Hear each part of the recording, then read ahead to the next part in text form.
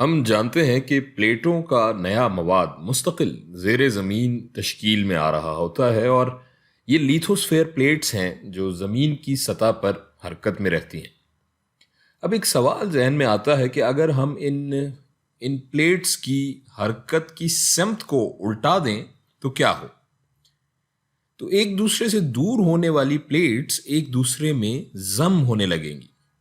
اس کی اگر ہم ایک مثال لیں کہ شمالی امریکی اور افریقی پلیٹیں جو ایک دوسرے سے دور جا رہی ہیں، اگر یہ ایک دوسرے میں گھسنا شروع کر دیں یا ایک دوسرے کی طرف بڑھنا شروع کر دیں تو پلیٹس جڑنے کا عمل شروع ہو جائے گا، اور یہ تمام بر اعظم مل کر ایک سپر کانٹیننٹ یا ایک سپر بر اعظم بن جائے گا۔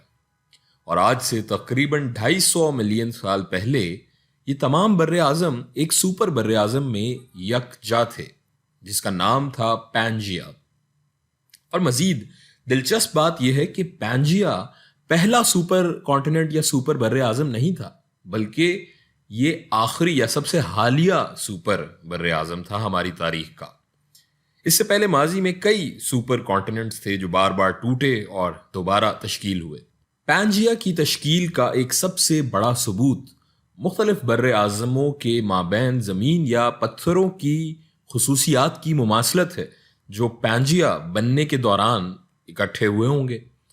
اور سب سے دلچسپ ثبوت 200 سے 300 ملین سال پہلے مخصوص خطوں میں مخصوص سپیشیز یا نسلوں کے فاسلز کی موجودگی ہے۔ مثال کے طور پر سائنوگنیتھس جانور کے فاسل صرف جنوبی امریکہ کے اس مخصوص حصے اور افریقہ کے اس مخصوص حصے کے درمیانی علاقے میں ایک مخصوص پٹی پر پائے جاتے ہیں۔ اس پٹی کے ارد گرد ان دونوں بر اعظموں کی شکل ایک دوسرے کے ساتھ بالکل فٹ بیٹھتی ہے۔ اگر ہم دیکھیں گویا یہ پہلے ایک دوسرے سے جڑے ہوئے تھے، ہم یہ دیکھ سکتے ہیں اور یہ کہہ سکتے ہیں۔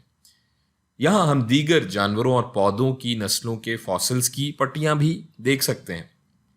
دیگر شواہد میں شمالی امریکہ اور یورپ کے درمیان مسلسل پہاڑی سلسلے بھی شامل ہیں۔ لہٰذا یہ تمام شواہد اس بات کی نشاندہی کرتے ہیں کہ پینجیا کبھی ہوا کرتا تھا، اور شاید ہم چند 100 ملین سالوں میں ایک اور سپر کانٹیننٹ یا سپر بر اعظم کی تشکیل کی امید رکھ سکتے ہیں۔